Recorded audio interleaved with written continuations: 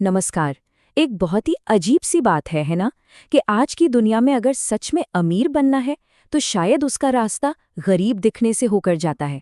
सुनने में उल्टा लगता है, पर चलिए आज इसी को समझते हैं। तो सवाल ये उठता है कि भाई ऐसा क्यों क्यों अमीर बनने का राज गरीब दिखना है। और जो लोग इतना अमीर दिखने की कोशिश करते हैं वही अक्सर सबसे जल्दी गरीब कैसे हो जाते हैं। बहुत ही दिलचस्प सवाल है। आइए इसकी आगे पड़ताल करते हैं। शुरुआत करते हैं एक ऐसी मिसाल से जो शायद सबको हैरान कर देगी। कुछ ऐसे अरबपति हैं जिनकी जिंदगी इतनी साधारण है कि यकीन करना मुश्किल हो जाता है। जैसे कि श्रीधर वेम्बू, इनका नाम सुना होगा। इनकी नेटवर्थ है 5.8 बिलियन डॉलर्स। इतना पैसा होने के बावजूद ये अक्सर साधारण कपड़ों में साइकिल चलाते हुए मिलेंगे। अब जरा इसकी तुलना कीजिए एक चमचमाती लग्जरी कार से, जो दिखने में तो शानदार है लेकिन अक्सर कर्ज और ईएमआई के बोझ तले दबी होती है। फर्क एकदम साफ है ना? एक तरफ है असली शांत दौलत और दूसरी तरफ है सिर्फ दिखावे की लोन पर टिकी हुई एक जिंदगी। और श्रीधर वेम्बू इस क्लब में अकेले नहीं हैं। सोच के देखिए, वॉरेन बफेट, 168 बिलियन डॉलर्स की संपत्ति और वो आज भी मैकडॉनल्ड्स का बर्गर खाते हैं। या फिर बिल गेट्स को ले लीजिए, जब भारत आए थे तो सड़क किनारे एक ठेले से चाय पी थी उन्होंने। मतलब इन सभी लोगों के लिए दिखावे से कहीं ज्यादा जरूरी असलियत है। तो आखिर वो कौन सा जाल है जिसमें लोग अमीर दिखने की कोशिश में फंस जाते हैं? चलिए अब इस पर बात करते हैं। इसके पीछे एक साइकोलॉजिकल कॉन्सेप्ट है जिसे कहते हैं डिडरॉट इफेक्ट। अब ये है क्या?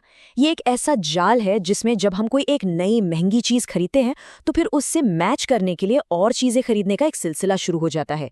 एक ऐसी दौड़ जो कभी खत्म नहीं होती और जिसका अंजाम अक्सर कर्ज होता है। इसको समझने के लिए सुकेश की कहानी देखते हैं। सुकेश एक आईटी इंजीनियर है, महीने के 1.5 लाख रुपए कमाता है, अच्छी सैलरी है। तो पहले उसने एक बड़े लोन पर एक फैंसी सा फ्लैट ले लिया। फिर सोचा इतने अच्छे फ्लैट के सामने पुरानी गाड़ी अच्छी नहीं लगेगी, तो एक लग्जरी कार भी लोन पर ले ली। सिलसिला यहीं नहीं रुका, एक स्पोर्ट्स बाइक भी आ गई। और नतीजा ये हुआ कि उसकी लगभग पूरी की पूरी सैलरी बस इन लोन्स की ईएमआई चुकाने में ही चली जाती थी। मतलब सोच के देखिए, 1.5 लाख की सैलरी का कोई मतलब ही नहीं रह गया। उसकी कमाई का 86% यानी 86% सिर्फ उस अमीर लाइफस्टाइल को मेंटेन करने के कर्ज में जा रहा था, और असल में जीने के लिए, खर्च करने के लिए उसके पास बचते थे सिर्फ 14% पैसे। तो यहाँ जो सबसे बड़ा फर्क है ना, वो है सोच का, माइंडसेट का। आइए देखते हैं कि अलग अलग लोग पैसे को किस नज़र से देखते हैं। देखिए, गरीब लोगों के लिए पैसा एक ज़रूरत है जिससे बिल्स चुकाए जाते हैं और बस गुजारा होता है। मिडिल क्लास के लिए पैसा कंफर्ट लाता है, इसलिए वो इससे लोन और ईएमआई जैसी लाइबिलिटीज खरीदते हैं। लेकिन जो असली अमीर हैं, वो पैसे को एक टूल, एक औजार मानते हैं, जिससे वो एसेट्स खरीदते हैं। ऐसे एसेट्स जो उनके लिए और पैसा बनाकर लाएं। बिलियनर राकेश झुनझुनवाला की एक कहानी है जो इस माइंडसेट को बिल्कुल साफ कर देती है। उन्होंने एक बार कहा था कि उनके लिए अपनी शर्ट की सिलवटों से ज्यादा कीमती उनका टाइम और उनका बिजनेस है। जरा सोचिए, यही वो माइंडसेट है जहां वक्त दिखावे से 1000 गुना ज्यादा मायने रखता है।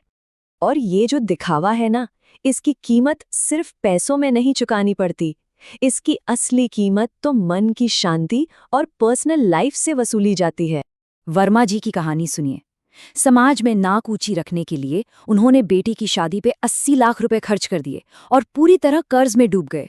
अब जरा सोचिए, अगर वही पैसा बचाकर एक सिंपल शादी करके उसको इन्वेस्ट कर देते तो 15 साल में उनके पास 1.5 करोड़ रुपए होते। कितनी बड़ी कीमत चुकाई उन्होंने सिर्फ लोग क्या कहेंगे के लिए। एक और कॉन्सेप्ट है इसके पीछे, हेडोनिक ट्रेडमिल। ये बेसिकली इंसान की आदत के बारे में है। हम कोई भी नई चीज खरीदते हैं, शुरू में बहुत खुशी होती है, पर धीरे धीरे वो खुशी नॉर्मल हो जाती है, हम उसके आदी हो जाते हैं। नए फोन या कार का नशा तो उतर जाता है, लेकिन ईएमआई का स्ट्रेस वो हर महीने बना रहता है। रोहन की ही बात कर लें। एक महंगा फोन ईएमआई पर ले लिया। पहले कुछ दिन तो बहुत मजा आया, फिर बस हर महीने ईएमआई का टेंशन रह गया। खुशी आई और चली गई, पर टेंशन परमानेंट हो गया। और एक और दिक्कत है, जब कोई अपनी दौलत का दिखावा करता है तो वो 3 तरह के गलत लोगों को अट्रैक्ट करता है। पहले, जो उसकी नकल करते हैं और जब फेल हो जाते हैं तो उसी को ब्लेम करते हैं।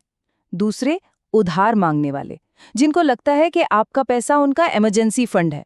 और तीसरे, और सबसे खतरनाक स्कैमर्स, जिनकी नज़रों में आप एक आसान शिकार बन जाते हैं।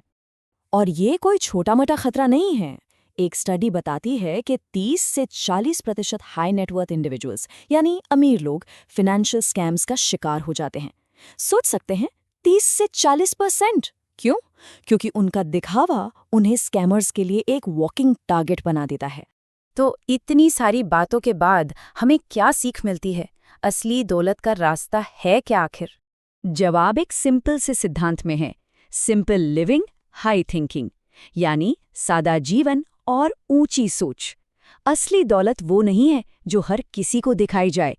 असली दौलत तो वो है जो चुपचाप बिना शोर मचाए बनाई जाती है। और आखिर में एक सवाल के साथ इस चर्चा को खत्म करते हैं।